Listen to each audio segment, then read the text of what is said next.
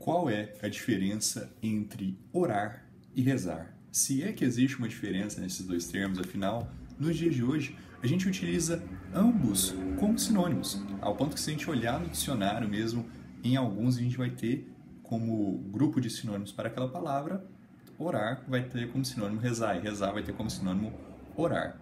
Porém, se a gente for aprofundar um pouco mais na definição original de cada uma dessas palavras, e de certa forma também quais grupos estão as utilizando nos dias atuais, a gente vai entender que, de fato, orar e rezar são termos bem diferentes. Ao ponto também que as próprias Santas Escrituras vão evidenciar e trazer à luz os cuidados que a gente tem que ter com cada termo e com cada uma dessas ações. Então, para começar, eu gostaria só de fazer uma breve leitura aqui no meu celular sobre a definição do dicionário acerca desses dois termos. Primeiro, orar. Orar, verbo. O que é orar? Falar com Deus. Orar tem essa origem de discurso, ok? Essa origem dessa palavra está associada com discurso, com falar, com proferir. E indo agora para rezar. O que é rezar? Rezar está associado com a palavra em latim, vem do latim, essa palavra está associada com recitare, ok? Vem do latim recitare. Então, recitar. Tá? Rezar está associado também com recitar. Um exemplo, eu vou recitar um poema, então eu vou pegar um poema aqui já pronto, já escrito, e eu vou recitar ele.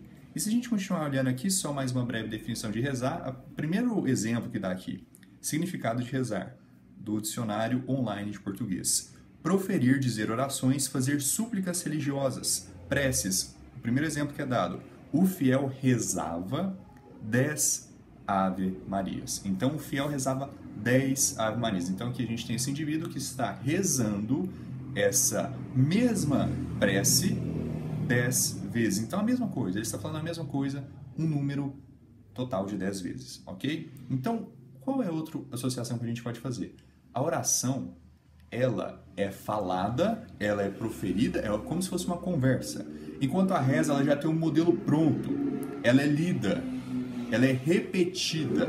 Reza está muito associado com repetições, afinal, rezar 10 Ave Marias, 20 Ave Marias, 10 Pai Nossos, 20 Pai Nossos, consiste no quê? Na pessoa fazer essa leitura, fazer essa reza idêntica a esse determinado número de vezes.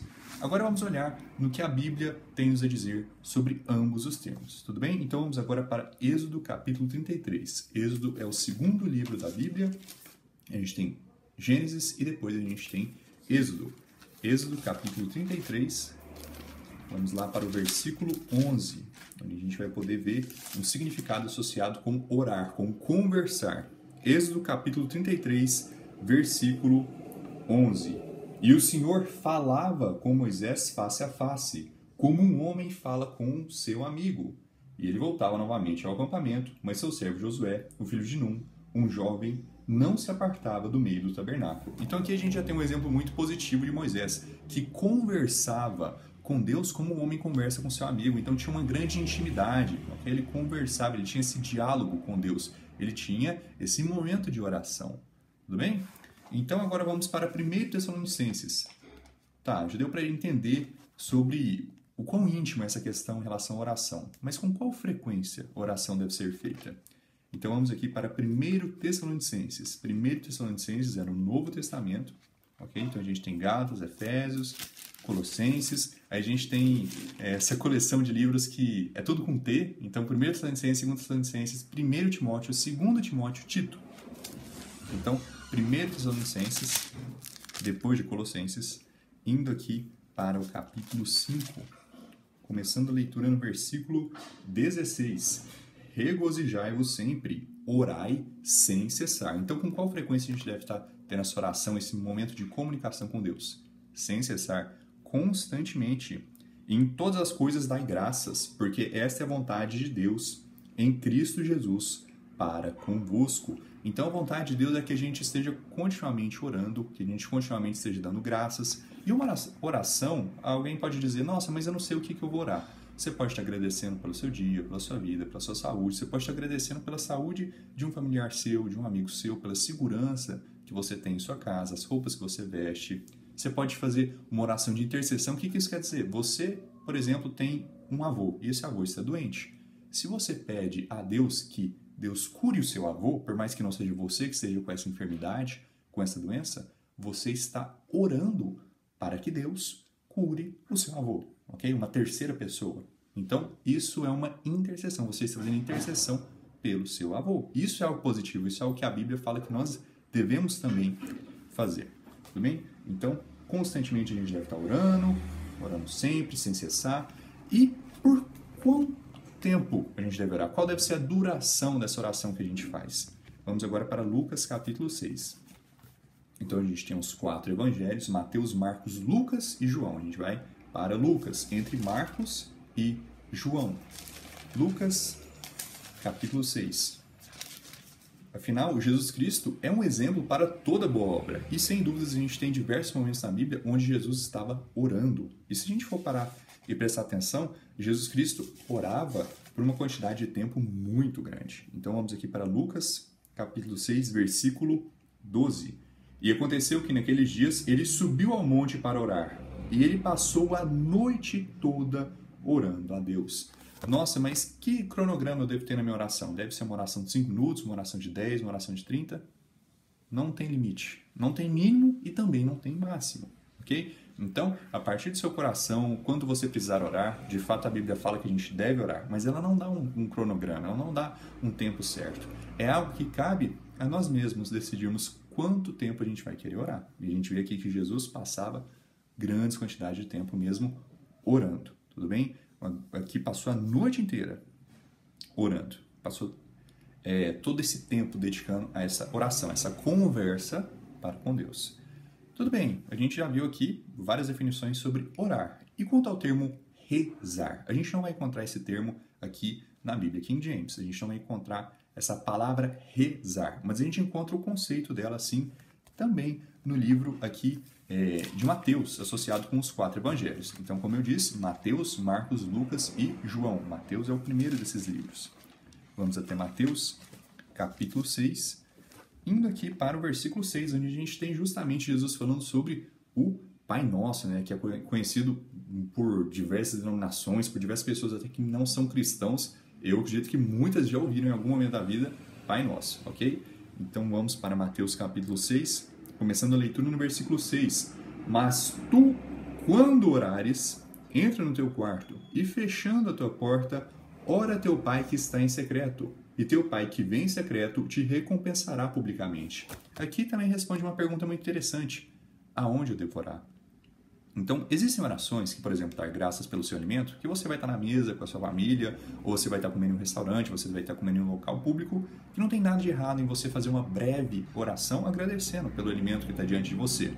Ou pedindo que Deus te ajude em alguma prova que você vai fazer, em algum trabalho que você vai realizar para a sua empresa, seja o que for. Uma coisa breve, uma coisa rápida. Nossa, mas e se eu quero fazer uma oração de horas? E se eu quero fazer uma oração longa? O que a Bíblia recomenda?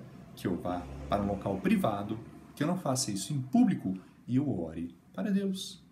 E eu tenho esse momento privado de eu para com Deus, ok? Não deve ser algo público. Por quê? Porque muitas pessoas fazem longas orações com pretexto de serem vistas. Alguém pensa, nossa, olha que pessoa espiritual, olha que pessoa religiosa, ele está orando por horas e horas e horas. Mas não é algo que a Bíblia recomenda a gente fazer, não é algo que a Bíblia fala como positivo. Jesus Cristo está falando que quando a gente for orar, a gente não deve ser como os hipócritas, pois eles adoram orar em pé nas sinagogas e nas esquinas das ruas, para serem vistos pelos homens. Em verdade, eu vos digo que eles já receberam a sua recompensa. Isso é o versículo 5, logo acima do que eu acabei de ler.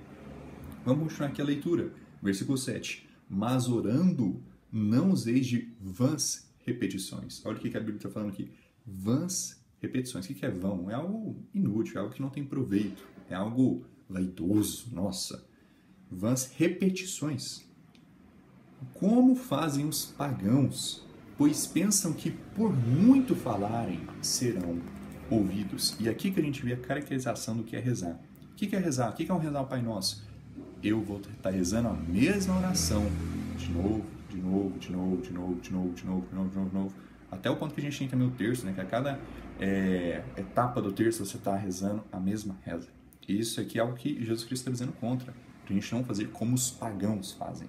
Então está até sendo associado com algo pagão, não com algo cristão, não com algo que nós, como servos de Cristo, deveríamos estar fazendo. A oração, ela vem do coração. É uma conversa, não é algo planejado, não tem um script. E nada de errado em você, por exemplo, pegar um salmo e orar a partir daquilo. Afinal, muitos salmos são orações que Davi faz para Deus ou canções. Não tem nada de errado nisso. Ou você usar versículos bíblicos, coisas já prontas, ou você já tem em mente, nossa, por que eu tenho que orar? Ah, meu avô que está doente. Ah, tal situação e tal. Minha irmã vai fazer uma atividade na escola, eu vou orar por ela que dê tudo certo. Nada de errado com isso. Agora, o problema é quando a gente pega e faz essa mesma oração idêntica 3 vezes por dia, todos os dias da semana, a todo momento. Isso vira um reza. Não é mais algo de coração. É algo com script. É algo pronto. É algo que se torna uma vaidade. Não se torna mais algo que a gente está prestando atenção. Se torna até uma repetição mecânica. Então, Pai Nosso, Pai Nosso, Pai Nosso, Pai Nosso, Pai Nosso. Perde o sentido. E é isso aqui que Jesus Cristo está falando. Quando a gente for orar, a gente não deve usar vãs repetições. Tudo bem? A gente não deve ficar fazendo essa constância de estar repetindo a mesma coisa toda hora. Pois pensam que por muito falarem serão ouvidos. Não vos assemelheis a eles, pois vosso Pai sabe do que tendes necessidade antes de lhe pedirem. Então, Deus sabe do que a gente precisa. Ele quer que a gente peça. Mesmo sabendo, Ele quer que a gente peça. Mas Ele não quer que a gente fique repetindo a mesma coisa como um papagaio. Que a gente não fique falando a mesma coisa, como se Ele não estivesse ouvindo das primeiras vezes que a gente falou. Tudo bem? A gente deve orar sem cessar? Sim. A gente deve orar constantemente por longos períodos? Sim, mas deve ser algo que vem do coração. Não deve ser o mesmo texto, a mesma frase, de novo, e de novo, e de novo. Perde totalmente o sentido do que a gente está fazendo. E é interessante porque ele dá logo esse aviso, aí ele dá um exemplo de uma oração que ficou conhecida como Pai Nosso, e que a gente tem hoje em dia as pessoas justamente tornando o Pai Nosso numa reza, uma repetição. Então até é uma grande ironia se a gente for parar para olhar. O que Jesus está nos dando aqui é um exemplo. Eu não sei como orar, eu não sei como pedir para Deus alguma coisa. Então vamos olhar um modelo aqui que Jesus Cristo nos deu como exemplo.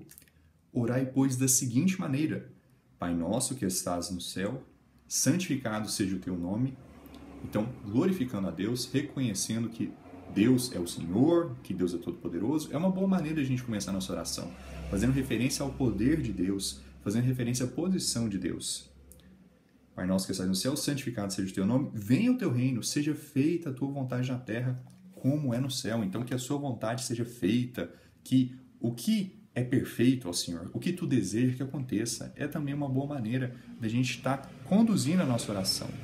O pão nosso de cada dia dá-nos hoje, então a gente pedir nossas necessidades diárias, a gente pedir o que a gente está precisando, a gente colocar o nosso socorro, a nossa confiança em Deus.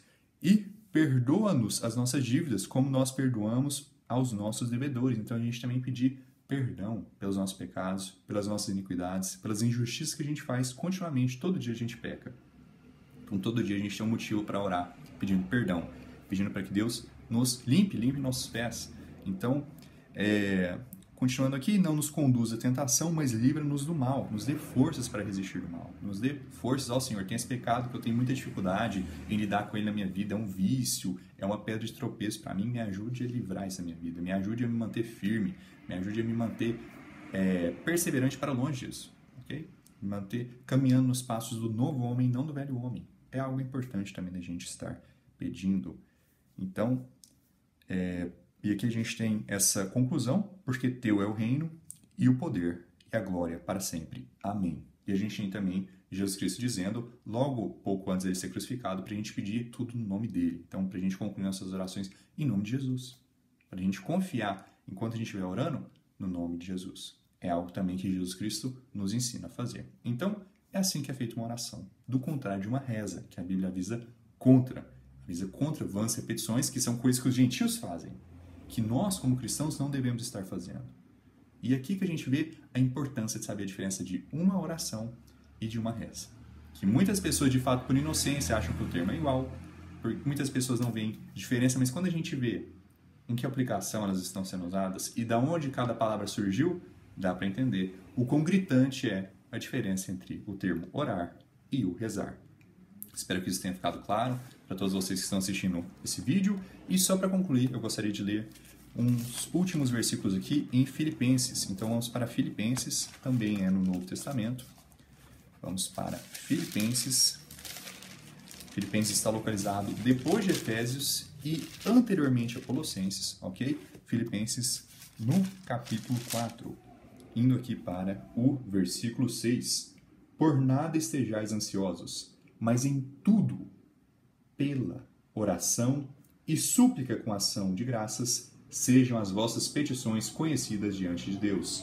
E a paz de Deus, que excede todo o entendimento, guardará os vossos corações e as vossas mentes, através de Cristo Jesus. Então, irmãos e irmãs, vamos continuar sempre orando, colocando a nossa súplica diante de Deus e confiando que Ele vai nos ajudar. Espero que tenha sido de ajuda esse vídeo, que Deus abençoe vocês e até mais!